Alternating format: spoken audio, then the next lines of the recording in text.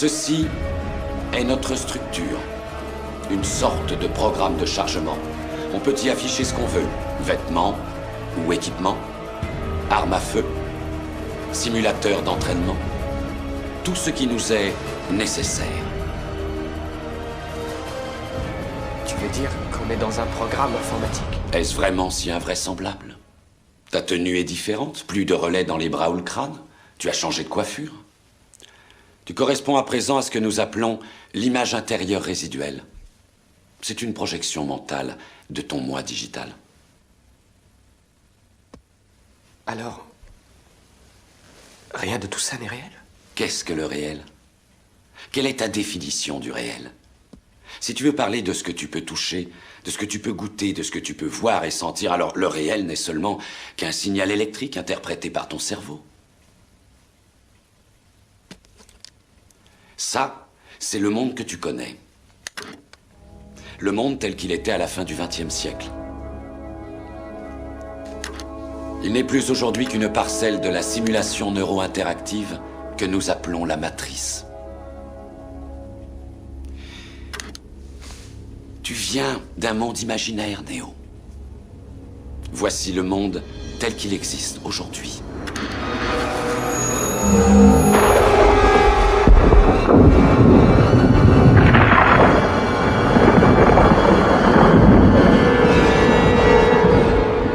Bienvenue dans le désert du réel.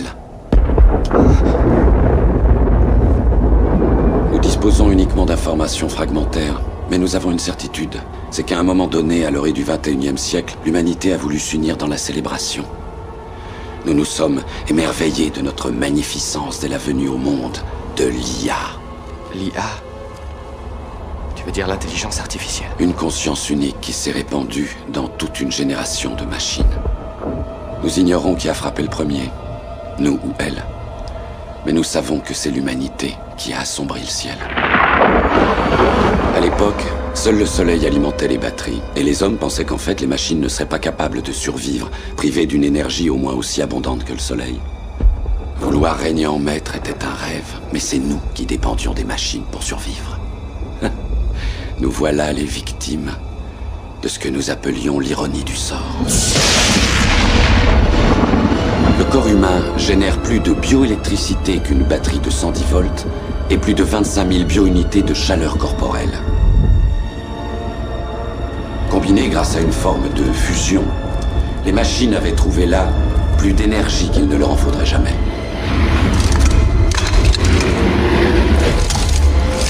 Il y a des champs, Néo. Des champs à perte de vue, où les humains ne viennent plus au monde naturellement. Elles nous cultivent.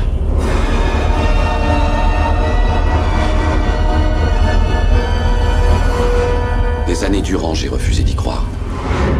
Et puis j'ai vu ces champs de mes propres yeux. Je les ai vus liquéfier les morts pour en nourrir les vivants par intraveineuse.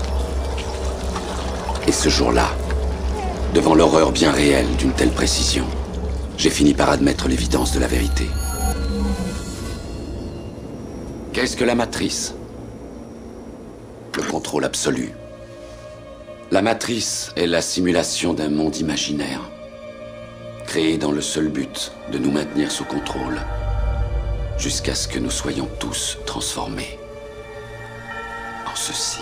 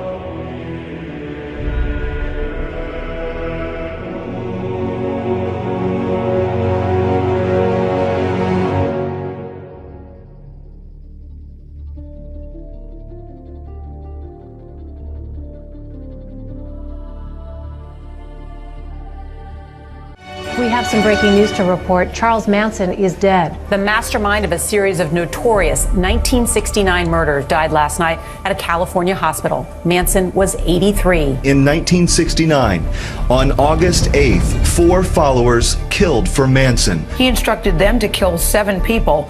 Their best-known victim was Sharon Tate, who was pregnant at the time, 8 months pregnant, a young Hollywood actress. Certaines séquences d'interviews sont depuis devenues célèbres, comme celle-ci en 1989. Tell me in a sentence who you are.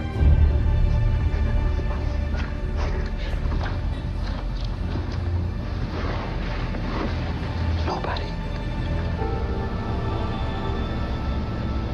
I'm nobody. I'm a tramp, a bum, a hobo. I'm a boxcar and a jug of wine. And a straight racer if you get too close to me. Surtout, les plus grands journalistes américains l'ont rencontré, comme Charlie Rose en 1985 pour CBS.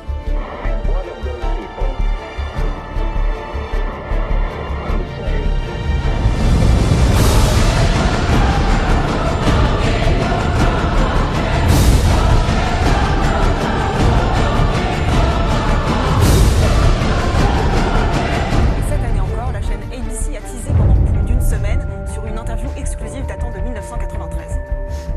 He was the devil incarnate.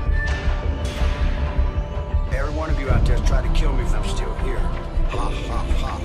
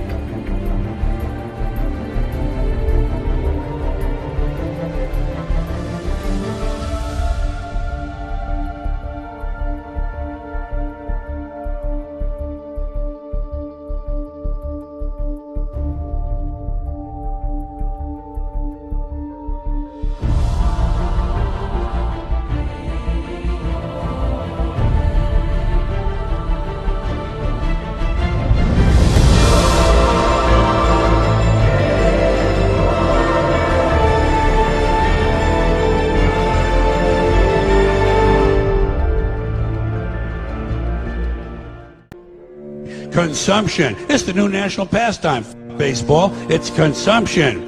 The only true lasting American value that's left, buying things. Buying things. People spending money they don't have on things they don't need. Money they don't have on things they don't need. And if you're attached to material things, check this out, you're going to be on the side of the enemy. If you're attached to material things, you're going to be on the side of those who do not want truth. They're trying to get you to become in love and attached to material things, to everything material. They're trying to get you to look at material things and material acquisition as being the most important behavior that you can do, the most important goal that you can have. And as soon as you do it, you'll lose your mind. You'll lose your ethics. You'll lose your morals. They have become attached to material things. And as soon as this attachment occurs, brothers and sisters, ladies and gentlemen, as soon as this attachment to things occur, they got you. One of the reasons why there's so many people who do not want you to listen to the Muslims or what Islam is about, because an alternative type of thinking that Islam gives you. It's an alternative type of thinking that has you questioning things. It's an alternative type of thinking that has you looking beneath the surface, not just on the surface. On the surface is just a materialistic type of thinking. Someone who's dominated by materialist thought will only look on the surface. So we have a material side, a spiritual side, and an intellectual side. All these things have to be fed in the human being. What we're taught here today is it's only the material side that you have to fulfill. Just the material side. Just your senses, your passions, your lust, your desires. Just feel those. And see, when people start buying things they don't need, when people start eating things, eating in ways that they don't have to eat. People don't need 3 meals a day. When they start overeating and overspending, they're living according to their passionate side, their desire side. They have the children growing up wanting and wanting and wanting. And when they become teenagers, it intensifies. They want, they want, they want. And then when you get to college, you start wanting and wanting, and think that the reason why you're here is to enable you to get more and more stuff. And what happens is, as soon as we get to the point to where we fall in love with material things so much that they become the most important thing in our lives, then your soul goes. Your soul will go.